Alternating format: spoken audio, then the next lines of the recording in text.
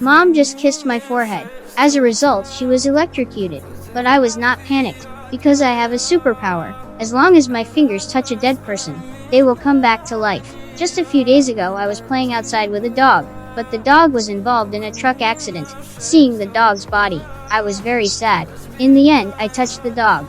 A surge of electricity flashed. The next second, the dog came back to life. This was the first time I used my power, but I did not know. 1 minute later, a squirrel fell from a tree. Another accident happened. Then my mother suddenly had a heart attack and died. I quickly touched her with my hand and brought her back to life. My mother thought she had only fallen. She continued to make pies for me. But 1 minute later, my neighbor collapsed on the ground. I finally realized this power comes with a cost. Save one person, another person must die. At the funeral, I saw the neighbor's girl. I felt very guilty, so I stopped touching others. Later, I began to focus on food, because as long as fruit is in my hands, it becomes the freshest. But that day, a police officer was chasing a criminal. The criminal fell by accident. At the moment of death, he touched me, so the criminal was revived.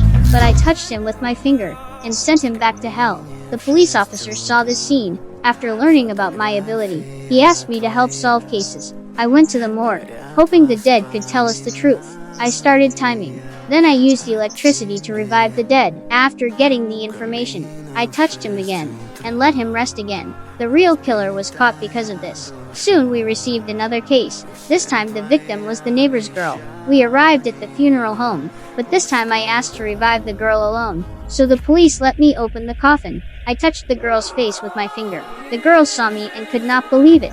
I asked her who the killer was. The girl said the killer attacked her from behind. She did not know